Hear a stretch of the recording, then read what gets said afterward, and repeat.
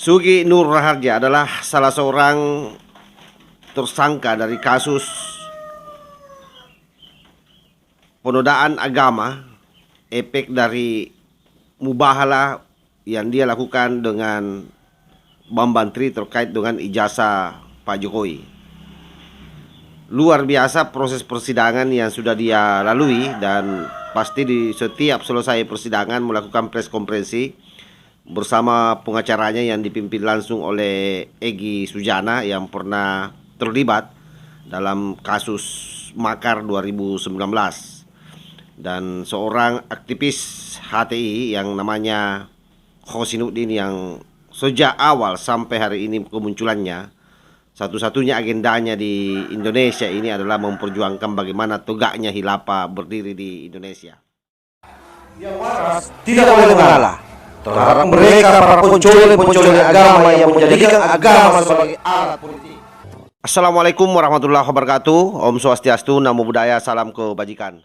Sahabat-sahabat Tolangi Sembilang yang saya hormati dimanapun juga berada, ada hal yang menarik di mana dalam satu sesi press konferensi yang dia lakukan pasca persidangan, ada gerombolan yang sepertinya ini adalah ormas-ormas yang ada di ngakunya dari Yogyakarta, itu siap pasang badan untuk Sugi Nur.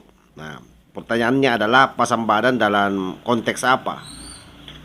Sehingga ini menuai reaksi dari seorang penggiat media sosial yang juga Ketua Umum Cyber NKRI. Siapa lagi kalau bukan Gus Arya, menantang balik daripada jawara-jawara yang berada di belakang Sugi Nur, agar di kemudian hari pasca Sugi Nur diputuskan oleh pihak pengadilan, orang ini ditantang oleh Gus Arya.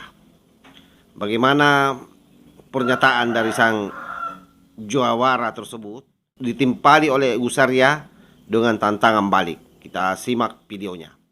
Jadi semua laskar kandang jawara, jajaran kandang jawara mendukung penuh Gus Nur di dalam persidangan ini dan siap pasang badan kalau sampai ada apa-apa. Nanti kalau persidangan dalam arti putusan kita harus berbondong-bondong, dan dalam arti kata all out nanti Jogja kita kerahkan kekuatan Jogja di atas Gandeya untuk all out di Jakarta. Satu komando. Wah, ada jagoan nih. Kelihatan banget pola-pola si gelandangan-gelandangan HTI ini. Dugaan saya dari dulu soal propaganda ini ternyata benar. Ada kelompok yang meyakini dan akhirnya siap pasang badan. Ia mengatakan siap pasang badan. Lucu, namanya kandang jawara, ya. Kandang jawara dia menyampaikan siap pasang badan. Saya akan sampaikan untuk kandang jawara yang siap pasang badan, ya. Tolong buktikan ya nanti, kandang jawara. Saya tunggu setelah vonis para pegundal-pegundal ini, kalian bisa lakukan apa? Kalian bisa lakukan apa? Tolong kalian harus bisa buktikan. Mana pasang badan kalian, mana pasukan-pasukan kalian. Siap apa tidak? Paling-paling juga, cuma cari panggung. Oke, saya kira kita sudah lihat bagaimana Gus Arya memberikan pernyataan tegasnya terhadap si jawara ini. Mudah-mudahan si jawara ini menonton video Gus Arya dan video ini agar dia tidak lupa bahwa dia pernah mengeluarkan pernyataan ini, dan seyogyanya nanti setelah Sugi Nur divonis dalam proses persidangan, pasti kita akan ingatkan kembali bagaimana proses pengawalannya. Seolah-olah para kadrun ini ingin mengintervensi persidangan yang ada. Memangnya hukum di Indonesia ini bisa diintervensi? Kalau hukum di Indonesia bisa diintervensi, maka sudah lama Anda dijatuhi vonis. Kenapa proses persidangannya alot, panjang? Karena itulah mekanisme sidang yang harus dilewati.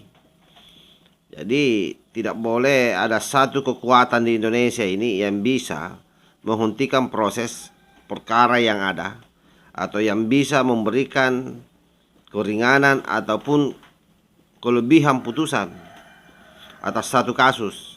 Karena itu semua adalah kewenangan daripada pihak hakim yang akan memutuskan berapapun hukuman yang diterima oleh Sugi Nur dan Bambang Tri. Kalau kita mau didengar sebenarnya, saran kita lebih baik Sugi Nur dan Bambang Tri ini membusuk di penjara. Itu kalau kita ini ya, kami ini. Kenapa? Karena orang ini bagi kita ini adalah sampah NKRI yang juga tidak ada gunanya. Semua yang keluar dari mulutnya itu hanya menyebabkan pencemaran udara yang bisa merusak sirkulasi alam. Karena tidak ada hal baik yang dia ucapkan, terutama kalau sudah bicara soal pemerintah, bicara soal pemimpin. Di matanya ini negatif semua, tidak ada hal positif. Karena itu saya berani mengambil kesimpulan bahwa mereka ini adalah sampah peradaban, sampah NKRI yang tidak boleh sebenarnya hidup di lingkungan kita. Jadi harapan kami semua adalah bagaimana hakim memberikan keputusan yang betul-betul tegas, sehingga orang ini tidak lagi keluar-keluar. Karena bayangkan saja, dalam proses persidangan pun mereka masih berulah, termasuk pengacaranya, melawan hakim, menggurui hakim, mengkuliahi hakim, jaksa, semua begitu. Termasuk pasca persidangan, tidak pernah sekalipun selesai persidangan tidak konferensi pers, membangun opini di media seolah-olah bahwa apa yang dia perjuangkan itu sesuatu yang benar. Kita bisa bayangkan kasus yang menimpa dirinya adalah kasus penistaan agama, tetapi dari setiap pembahasan yang dia sampaikan soal ijazah palsu, itu kan tidak ada sebenarnya korelasinya antara penodaan agama yang disangkakan ke dirinya dengan apa yang dia bicarakan. Artinya memang proses persidangan ini bagi mereka hanya menjadi panggung untuk menjatuhkan kredibilitas pemerintah. Itu yang berbahaya bagi makhluk-makhluk ini.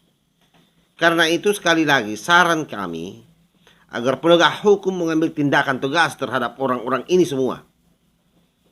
Dan terhadap kepolisian Republik Indonesia, kita tahu bahwa salah satu pengacaranya yang namanya Egy Sujana ini adalah orang yang pernah terlibat dalam sangkaan kasus tindakan makar tahun 2019 yang lalu.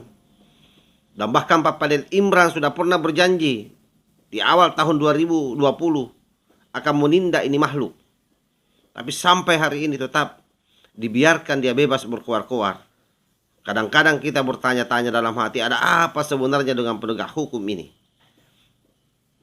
Kenapa ada orang yang seharusnya diberikan tindakan keras, tapi justru kemudian dibiarkan merajalela, melampiaskan hasrat politiknya yang begitu kotor terhadap negara kita dan pemimpin kita? Ini bukan soal Pak Jokowi secara personal, tapi ini soal negara. Ini soal marwah seorang pemimpin negara yang begitu besar, yang sepertinya diobok-obok oleh cecungu-cecungu sampai NKRI ini. Begitupun Hosinuddin. Hosinuddin ini jelas-jelas dalam setiap rilisnya di komunitas YouTube, saya baca terus, yang dibicarakan adalah khilafah terus, mendorong terus agenda-agenda khilafah. Bahwa itu hanya sebatas gagasan, iya betul. Tetapi tindakan-tindakannya seperti misalnya mengglorifikasi kasus ini yang disematkan kepada Jokowi sebagai pemilik ijazah palsu. Ini kan bagian daripada sebenarnya mengarah pada tindakan makar, di mana memang menjadi pintu masuk bagi mereka untuk membuat kekacauan di negara ini. Lalu pada saat sudah kacau balau, disitulah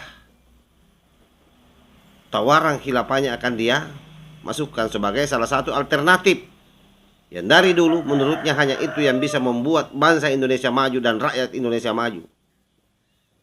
Nah, itu kan pembodohan sebenarnya. Karena itu sekali lagi, ketegasan pemerintah kita harapkan agar apa? negara ini bisa bertahan terus menerus dan jaya terus demi untuk generasi kita. Wallahul muwaffiq ila aqwamit thariq. Wassalamualaikum warahmatullahi wabarakatuh.